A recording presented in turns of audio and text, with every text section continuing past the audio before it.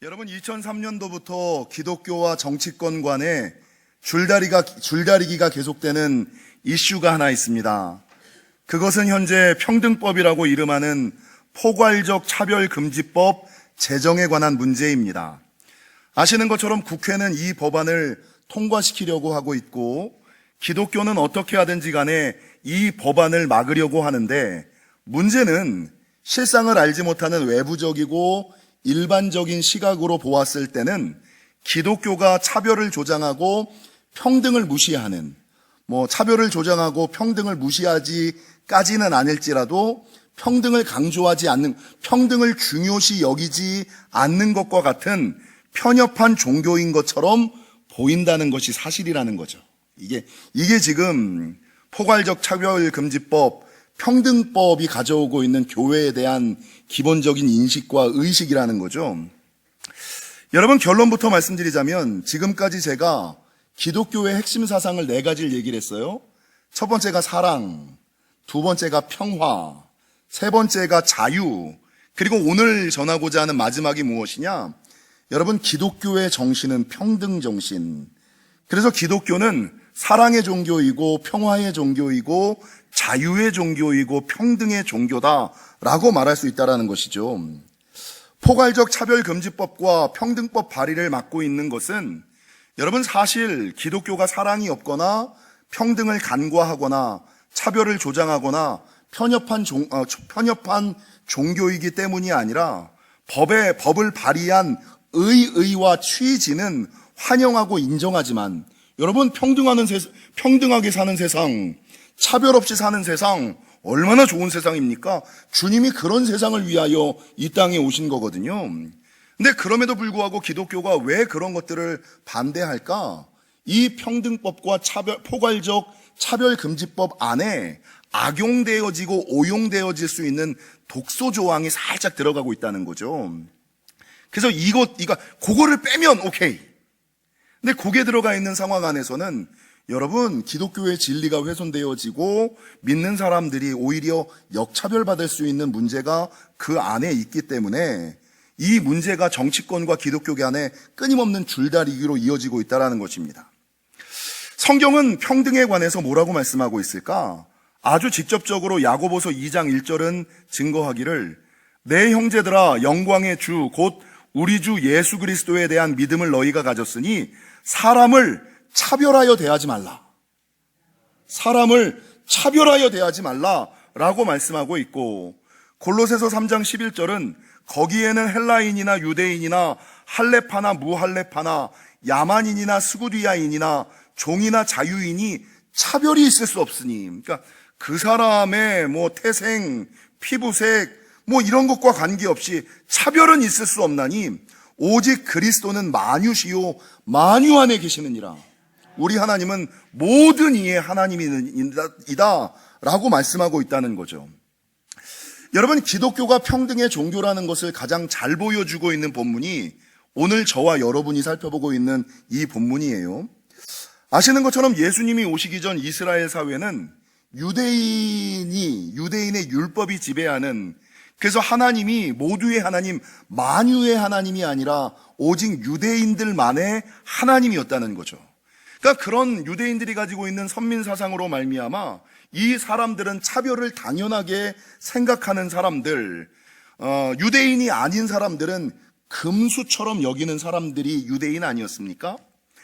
7일 전 지난 주간에 10월 7일 SBS 뉴스에 쇼킹한 장면이 하나 나왔어요. 제가 우연히 뉴스를 보다가 SBS 뉴스에 어떤 장면이 나왔냐면, 이스라엘 예루살렘에서 정통 유대인들이 행진을 하고 여기서 기독교 성지순례를 하는 사람들이 행진을 하다 이렇게 맞닥뜨려요.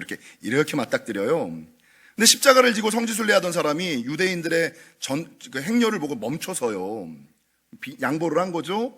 그럼 이 유대인들이 그냥 자기 갈 길 이렇게 쭉 가면 되잖아요. 근데 이 지나가는 사람들, 어른에서부터 애들이 이 십자가를 지고 있는 개신교인들을 향하여 다 침을 뱉고 지나가요. 이 SBS 10월 7일 유튜브에 이미 떠 있는, 그러니까 그 모습을 보면서 이스라엘 사회가 발칵 뒤집어서 이스라엘 총리가 나타나서 여러분 그걸 사과하는, 우리는 정말 그렇지 않다. 차별하지 않는다. 그 사람들이 보수적이고 극단적인 사람들이기 때문이다라는 것을 여러분 이스라엘 총리가 사과하는 장면이 SBS 뉴스에 나와요. 여러분 현대를 살고 있는 유대인들의 차별의 수준이 이 정도라면 예수님 당시에 유대인들이 이방인들을 차별하는 것은 상상을 초월할 정도로 아예 여러분 인도에 갔을 때 인도의 상위에 있는 사람들이 여러분 이 불가촉 천민들을 바라보는 시선을 경험해 보셨습니까? 그 사람들이 걸어가는 길을 내가 밟는 것조차 부정하다는 이유로 이 불가촉 천민들은 자기가 걸어가는 길을 빗자루로 쓸고 가야지 되고 이 사람의 침이 땅에 떨어지면 그 땅이 불결해진다는 이유만으로 침을 뱉는 자기만의 타구를 가지고 다녀야 되고 상위 계급의 사람들이 먹는 물을 개는 먹을 수 있는데 여러분 불가촉 천민들이 먹으면 안 되는 죽임을 당하는 이게 어마어마한 차별이었다라는 것이죠. 여러분 예수님 당시의 차별은 이거보다 훨씬 더 심했음에도 불구하고 예수님께서 이 땅에 오셔서 하신 것은 무엇이냐? 오늘 본문 21절 이제는 율법 외에 하나님의 한 의가 나타났으니 예전에는 율법이 지배하는 시대였어. 유대인과 이방인, 유대인들을 중심으로 하는 시대였어. 선한 일을 행해야만 천국에 가는 시대였어. 그러나 이제는 율법이 지배하는 시대가 아니라 하나님의 한 의, 이 하나님의 한 의가 믿음으로 말미암는 은혜거든요. 하나님의 한 의가 나타나서 22절 곧 예수 그리스도를 믿음으로 말미암아 모든 믿는 자, 이 모든 유대인이든 이방인이든 헬라인이든 자유인이든 종이든 부자든 가난한 자든 창기든 고아든 세리든 관계없이 모든 믿는 자에게 미치는 하나님의 의니 이제는 차별이 없느니라. 그러니까 그 시대에 예수님이 나타나셔서 평등사회로 나아가야 된다는 것을 선포하셨다는 것이에요. 여러분 예수님께서 공생의 기간 동안에 이 평등사회를 꿈꾸는 것을 몸소 행해 보여주셨는데 예수님이 누구와 어울리셨어요? 부자들과 고위 관직들과도 이야기를 했지만 예수님은 항상 고아와 과부와 세리와 창기와 병든 자와 약한 자와 어려운 자들과 함께 살아가면서 지위 고하와 상관없이 세상은 평등한 사회, 우리 하나님은 모든 믿는 자의 하나님이야 라고 말씀하고 있다는 거죠. 여러분 기독교가 평등의 종교라는 증거는 성경에 수없이 나타나고 있는데 지난 주간 새벽에 제가 우연하게 고린도전서를 강의하고 있거든요. 이 고린도전서 12장에 남녀의 관계에 대한 남녀의 질서에 대한 장면이 나와요. 근데 이 고린도전서 12장이 어떻게 쓰임 받냐면 페미니즘이라고 얘기하면 안 되나? 하여간 남녀 차별이 있다라고 주장하는 사람들이 사용하고 있는 근거로 내세우는 장면이 고린도전서 12장이에요. 고린도전서 12장을 한번 보실까요? 로마서 다음 고린도전서 12장. 이 고린도전서 12장은 뭘 증거하고 있냐면 11장이네. 11장. 고린도전서 11장 5절 물은 여자로서 머리에 쓴 것을 벗고 기도나 예언을 하는 자는 그 머리를 욕되게 하는 것이니 이는 머리를 민 것과 다름이 없음이라. 만일 여자가 머리를 가리지 않거든 깎을 것이요 만일 깎거나 미는 것이 여자에게 부끄러움이 되거든 가릴지니라. 그러니까 여자가 예배할 때는 머리를 가려라, 무언가를 머리에 써라, 이런 말씀이에요. 그러니까 모든 남녀 차별을 이야기하는 사람들이 왜 여자들만 쓰라 그러느냐, 이거 차별 아니냐라고 얘기를 하거든요. 성경을 잘 보세요. 여러분 5절과 6절에 여자 보고 머리에 무언가를 쓰라라고 이야기하잖아요. 근데 여자에게 머리에 무언가를 쓰라라고 말하기 전 4절은 뭐라고 증거하냐면 물은 남자로서 머리에 무엇을 쓰고 기도나 예언을 하는 자는 그 머리를 욕되게 하는 것이요 남자는 머리에 쓰지 말아라, 이게 먼저 나와요. 그러니까 여자 보고 머리에 쓰라라는 얘기를 하기 전에 남자 보고 예배할 때 머리에 무언가를 쓰지 말아라는 말씀이 먼저 나온다는 거죠. 여러분 조금 더 넘어가서 성경에 보면 3절에 뭐라고 있냐면 이 고린도 11장 3절 그러나 나는 너희가 알기를 원하노니 안 하노니 남자의 머리는 그리스도요, 여자의 머리는 남자요. 여자의 머리는 남자잖아요. 인정하십니까? 그러니까 여자의 머리는 남자야. 이거 차별 아니냐? 근데 오늘 3절을 잘 보세요. 여자의 머리는 남자인데 그 앞에 어떤 말씀이 있어요? 각 남자의 머리는 뭐라고요? 각 남자의 머리는 그리스도고 여자의 머리는 남자고 더 나아가서 그리스도의 머리는 하나님이시라. 그러니까 말씀을 보려면 제대로 보셔요. 그러니까 어떤 한 방향으로만 봐서 여자 보고 머리에 무언가를 쓰라고 얘기하기 전에 남자들 보고 머리에 쓰지 말라라고 얘기했고, 여자의 머리가 남자라고 이야기하기 전에 남자의 머리는 그리스도고 그리스도의 머리는 하나님이라고 얘기하고 있는 거예요. 그래서 이 고린도전서 11장의 결론은 11절에 보니까 뭐라고 증거되느냐? 그러나 주 안에는 남자 없이 여자만 있지 않고 여자 없이 남자만 있지 아니하니라. 남자와 여자는 적대시해야지 되는, 대립하고 경쟁해야지 되는 관계가 아니라 서로와 서로를 인정하고 존중하고 함께 보완해야지 되는 존재다. 이걸 성경은 증거하고 있다라는 것이에요. 여러분, 새벽에는 말씀을 드렸습니다만 왜 여자들 보고는 머리에 무언가를 쓰라 그러고 남자들 보고는 머리에 무언가를 쓰지 말라라고 얘기하는지 아세요? 이게 사회의 일반적인 관념. 모자가 의미하는 게 뭐예요? 권위잖아요, 권위. 그러니까 여러분, 어느 동서고금을 막론하고 내가 누군가를 만났을 때 남자들은 모자를 벗어서 인사를 하죠. 모자를 쓰고 있는 건 뭐예요? 내 권위가 너보다 높아. 나는 내 권위를 너에게 내려놓지 않겠어. 이거예요. 그러니까 남자들 보고는 하나님 앞에 나왔을 때 모자를 벗으라 그러는 거고, 여러분, 여자는요, 머리를 가려서 그 사람 앞에 권위를 인정하고 존중하는 거.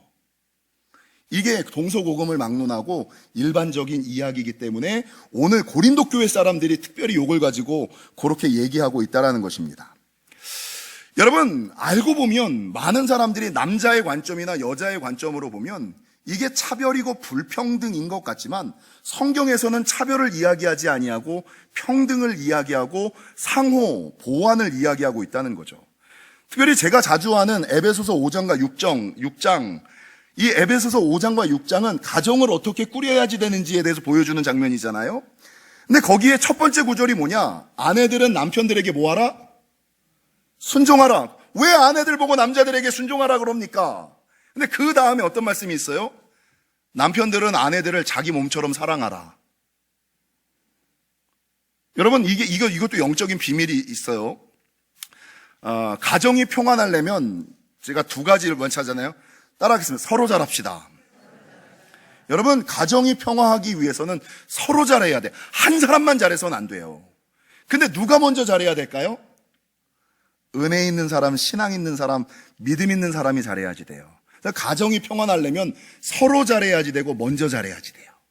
그 사람이 잘하면 나도 잘하지. 이건 식구 아닙니다. 가족 아닙니다. 네가 잘하면 내가 하는 거 봐서, 이거 부부 아니죠. 그래서 여러분, 부부관계는 서로 잘해야지 되고 먼저 잘해야지.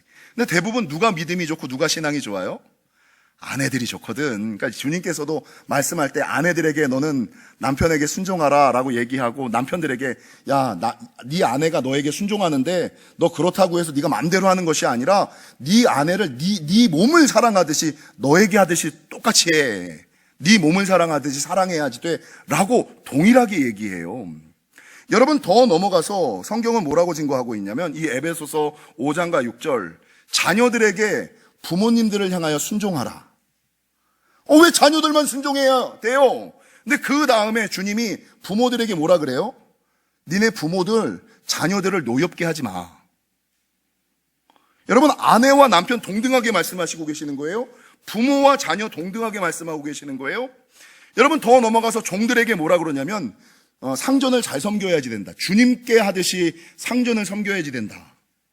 근데 상전들을 향하여 뭐라 그러냐면 네가 주인이라고 그 노예들을, 하인들을 위협하지 마라. 윽박지르지 마라. 명령하지 마라. 동등하게. 성경이 얼마나 동등하게 말씀하고 있습니까? 여러분, 가장 대표적인 장면이 로마서 10장 12절 한 절에 나오는데, 로마서 10장 12절은 뭐라고 증거하냐면 유대인이나 헬라인이나 차별이 없음이라 한 분이신 주께서 모든 사람의 주가 되사. 이 로마서 3장의 말씀이랑 똑같지요. 유대인이나 헬라인이나 차별이 없습니다. 하나님은 차별하시는 하나님이 아니야.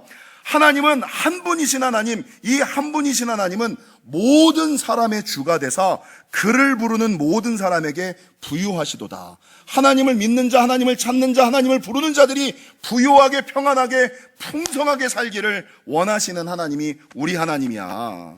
우리 하나님은 유대인이라고 헬라인이라고 가졌다고 못 가졌다고 배웠다고 못 배웠다고 있다고 없다고 차별하시는 하나님이 아니라 그 사람과의 가지고 있는 환경과는 관계없이 모든 사람의 하나님이고 모든 사람들이 부유하게 살기를 원하신다라고 성경은 증거하는 거예요.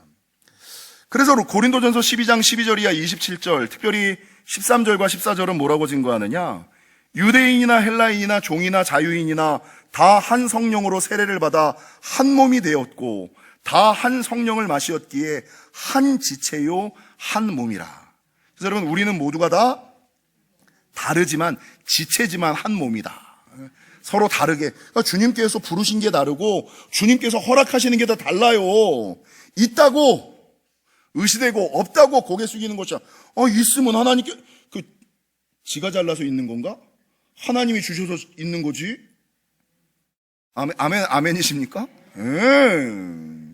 하나님이 주셨으니까, 하나님이 주신 거니까 있다고 의시되지 않고 없다고 고개 숙이지 않는 우리 하나님이 뭐 있다고도 사랑해 주시고 없다고 뭐 이런 하나님 아니시잖아요.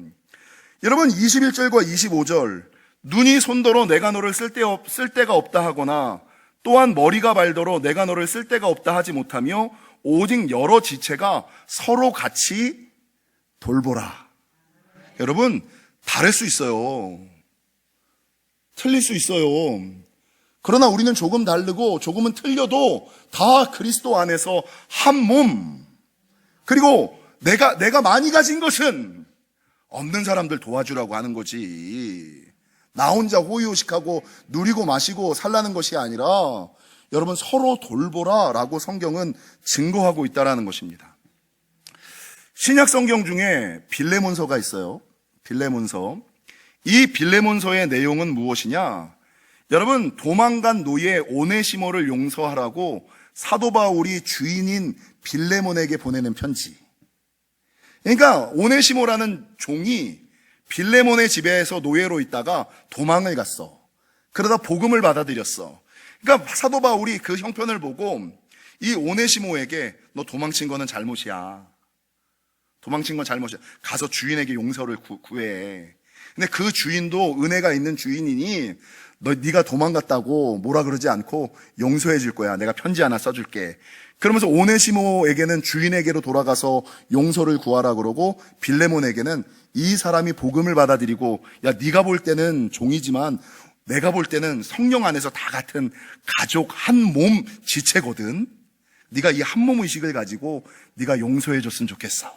받아들였으면 좋겠어 라고 말하는 것이 이 빌레몬의 내용이라는 거죠. 여러분, 기독교, 특별히 한국 기독교 역사 가운데 아주 좋은 미담, 여러분도 한 번쯤은 들어보셨을 만한 미담이 하나 있어요. 우리 한국 기독교 초기에 전북 김제에 가면 금산교회, 전북 김제의 금산교회라 그러면 잘 모르시지만 기역자교회라고, 우리도 예전에 한번 갔었죠? 김제에 가면 기역자교회가 있어요. 이 기역자교회가 뭐냐면 그때는 남녀가 유별했잖아요. 그러니까 한쪽에는 남자가 막 강단을 가운데 두고 한쪽에는 남자만 앉고 한쪽에는 여자만 앉고, 이게 그래서 기역자교회거든요. 근데 이 교회를 세운 사람이 누구냐면 조덕삼이라는 사람이에요. 이 교회를 누가 세웠냐면 조덕삼이라는 김제 지역의 갑부가 교회를 세웠어요.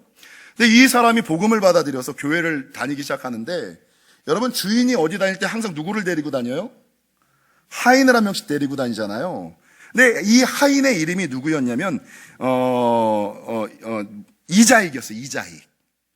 주인은 조덕삼, 하인은 이자익. 근데 이자익이 주인을 따라서 맨날 예배하러 가다가 복음을 받아들인 거야. 함께 교회를 다니게 된 거예요. 근데 이 두 사람이 둘 다 교회의 중직으로 세워지게 돼서 장로 선거를 하게 되는데, 주인인 조덕삼이 장로에 당선되는 것이 아니라 이 주인 따라 교회 나오던 이 이자익이 여러분 장로가 돼버리는 거예요. 여러분 한국교회 장로 선거, 권사 선거에 목회자가 이 투표만 하려고 그러면 마음이 졸여지는 게 안 되면 다 교회를 떠나거든. 문제가 생기거든요. 여러분 많은 사람들도 걱정을 했죠. 야, 주인이 장로 선거에서 떨어지고 주인을 따라다니던 머슴이 장로가 됐다고? 야, 근데 이 금산교회는 그 유지가, 그 갑부가 유지해가는 교회인데 큰일 났다. 이제 저 갑부 이제 안 나오겠다라고 생각을 한 거예요. 근데 이 조덕삼이라는 주인이 여러분 이자익을 장로가 되고 나서 장로님으로 모시는 거예요. 집사로서 장로님, 아니 자기가 이렇게 부르던 주인이 갑자기 이 사람은 장로 되고 난 집사인데 자기 하인에게 장로님, 이장로, 여러분 이장로, 김장로 이렇게 부르시면 안 됩니다. 할렐루야. 예, 교회에서 호칭을 일부니까 여러분 교회에 호칭을 부르는 것도 교회에 법 같은 게 있어요. 제가 제 말을 하면 담임 목사는 이름을 붙여서 부르는 게 아닙니다. 강단에서 기도할 때 우리 정도환 목사님 이렇게 기도하는 거 아닙니다. 여러분 아버지의 함자를 마음대로 부릅니까? 집에서 우리 정병기 씨가 이렇게 불러요? 네, 우리 아버님 이렇게 부르거든요. 그래서 담임 목사의 이름은 강단에서 기도할 때 담임 목사님, 당회장이라는 표현 쓰는 거 아니고 우리 담임 목사님 이렇게 부르는 겁니다. 그럼 부목사님들은 어떻게 부를까요? 우리 진 목사님 이렇게 부르는 겁니다. 진 목사님, 부목사님. 사실 목사는 부목사는 한국교회가 만들어낸 직급이고 목사는 목사거든요. 그러니까 부목사님 이렇게 부르는 게 아니라 진 목사님, 나전도사님 이게 성을 붙여서 이름을 부르는 거예요. 장로도 나보다 어린 장로라고 박 장로 이런 게 어딨어요. 이런 게 어디. 장로님, 권사님, 집사님 이게 맞죠. 여러분 이 조덕삼이 이자익이 장로가 되고 나서 자기가 이러다가 장로님, 이게 얼마나 힘들겠어요. 교회를 떠나질 않는 거야. 사람들이 우와 대단하다. 저 주인 대단하다. 근데 이 조덕삼이 대단한 것은 자기가 집사님으로서 장로님을 이렇게 보니까 이 사람은 장로로만 머물러 있을 사람이 아니거든요. 이 사람은 교회를 이끌어 가야 될 사람이야. 신학교를 보내, 돈을 대서. 목사를 만들어요. 그래서 여러분 신학교를 자기가 돈을 대서 신학교를 보내서 목사를 만든 것까지도 좀 대단해. 더 대단한 것은 여러분 그리고 나서 이 조덕삼이 자기가 장로가 돼요. 그 금산교회 장로가 돼. 같이 장로가 되고 이제 이자익은 목사가 돼. 그럼 이자익이 다른 교회 담임으로 가도 되잖아요. 그러면 이제 가고 나면 이 교회는 내 맘대로 할 수 있잖아. 그 당시에는 목사도 없었고 내가 세운 교회고 이런 내 맘대로 할 수 있잖아요. 근데 이 이자익을 다른 교회로 보내지 않고 자기 교회 담임 목사님으로 모셔요. 자기 교회 담임 목사님으로 모시고 그 다음부터는 장로님이라고 목사님. 사람들이 저 벨도 없는 어떻게 저럴 수가 있지? 여러분 더 대단한 것은 이 조덕삼이 죽음을 눈앞에 두고 자기의 자녀들을 다 모은 상태에서 유언을 해요. 근데 뭐라고 유언하냐면 너희들은 일평생 사는 동안에 이 금산교회와 담임 목사님을 목숨처럼 지켜라. 이게 마지막 유언이었어요. 대단하죠? 여러분 이 조덕삼 장로님께서 이자익 목사님을 담임으로 청빙할 때 사람들이 다 눈치를 봤거든요. 근데 이 조덕삼 장로님께서 뭐라고 고백을 하냐면 우리 집에서 머슴으로 일하던 일꾼이 교회의 설교자가 되었으니 우리 집의 머슴이 설교자가 되고 목사님이 되었으니 이게 얼마나 큰 영광입니까? 이게 얼마나 큰 영광입니까? 이걸 고백을 해요.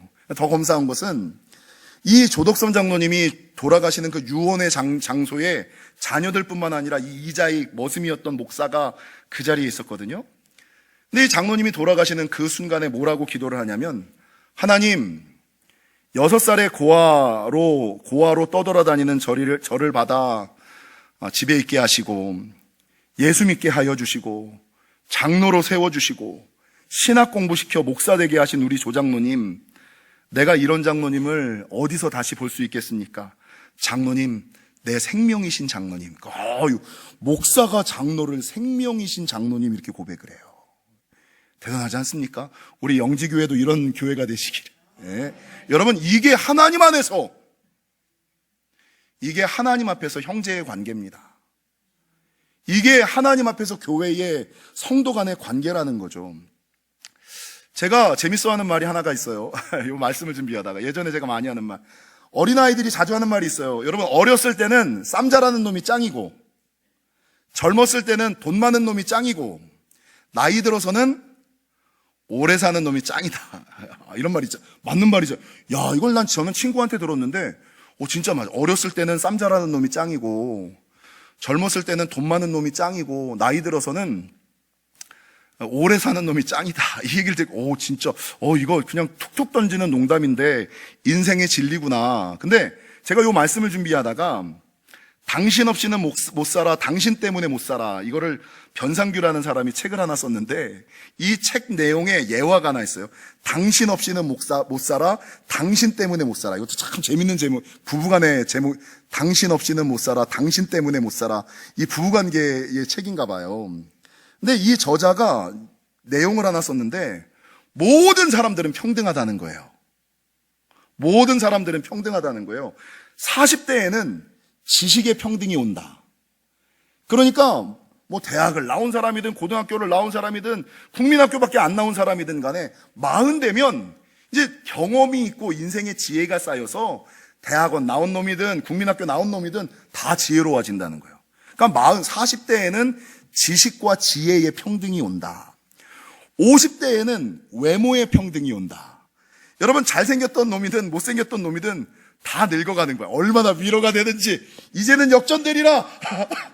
우리 박진기 장로님 맨날 잘생겼는데 이제는 장로님이나 나나 다 같이 늙어가는 처지에 잘생기고 못생기고 다 똑같아지는 거지. 누가 볼 때, 우리가 볼 때나 경쟁을 하는 거지. 젊은 애들이 볼 때는 다 그냥 늙은이들이지. 예, 외모의 평등이 찾아온다. 여러분, 60대에는 성의 평등이 찾아온다.